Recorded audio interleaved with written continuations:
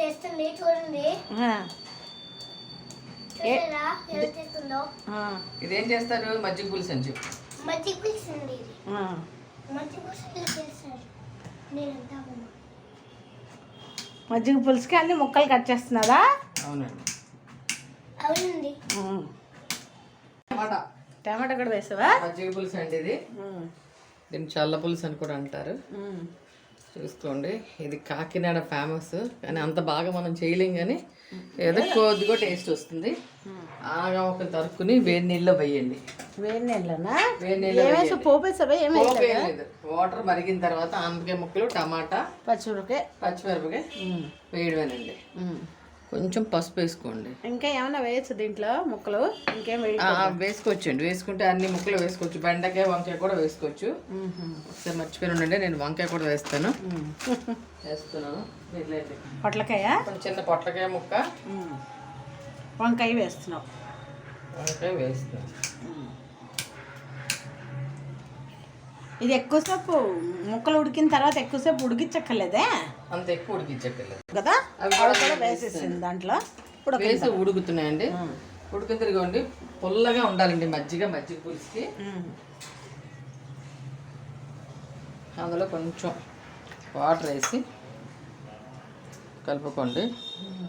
అలా వేడి మీద వేయకూడదు కదా? వేడి మీద వేయకూడదండి. కొంచెం అది అయిన తర్వాత వేయాలండి. వేడి మీద కానీ ఒక నిమిషం మరిగించాలి. నేను చూపిస్తాను.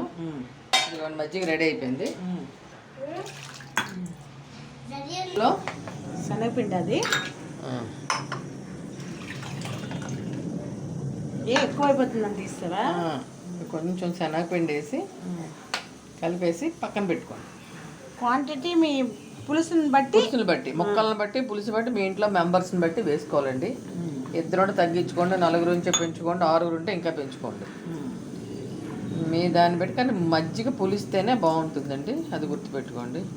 శనగపిండి కలిపేసి పెట్టుకోవాలి. ఇందులో ఇంకో వెరైటీ ఏంటంటేనండి, బియ్యం, శనగపప్పు, ధనియాలు అన్నీ నానబెట్టి ముద్ద రుబ్బుకుని కూడా పెడతారండి. కొంచెం కొబ్బరి, ఎండు కొబ్బరి ఇవన్నీ వేసి ముద్ద రుబ్బుకుని అదొక వెరైటీ చేసుకోవచ్చండి. ఇదేంటంటే శనగపిండి అదేనండి. అలా రుబ్బకుండా అలా రుబ్బుకునే వాళ్ళు అలా అదో మెథడ్, ఇదో మెథడ్ అన్నమాట. అంతే.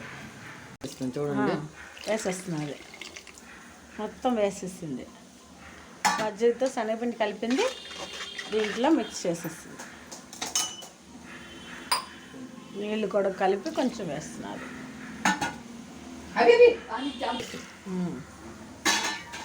అది అలా మరగనివ్వాలి. ఎక్కువసేపు మరగాలి. ఉప్పు వేస్తావు కదా ముక్కలకి, కొంచెం ఉప్పు తగినంత వేసుకోవాలి.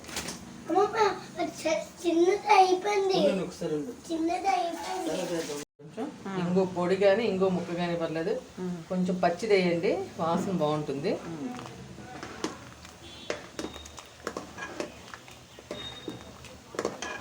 ముక్కలన్నీ ఉడికిపోయి ఇదిగోండి. కొంచెం దగ్గర పడాలా, అలా తినిపించచ్చా? పర్వాలేదు. దిబ్బరలో కొంచెం ఉడకనండి, కొంచెం ఉడికితే బాగుంటుంది. ఓకే, వీడియో తీయడం మర్చిపోయాము. పోపు వేసింది, ఆవాలు, జీలకర్ర, మిరపకాయ, కరివేపాకు పోపు పెట్టింది. ఇంకో ఇందాక వేసింది కాబట్టి ఈ పోపు దీంట్లో ఉడుకుతున్న దాంట్లో కొంచెం మూత పెట్టింది. ఉడుకుతున్న దాంట్లో వేయి.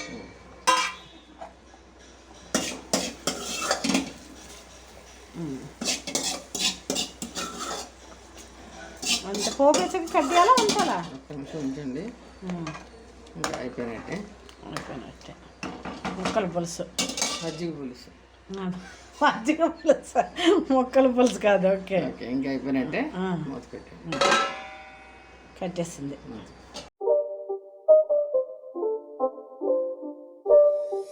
It's not a game, it's a rich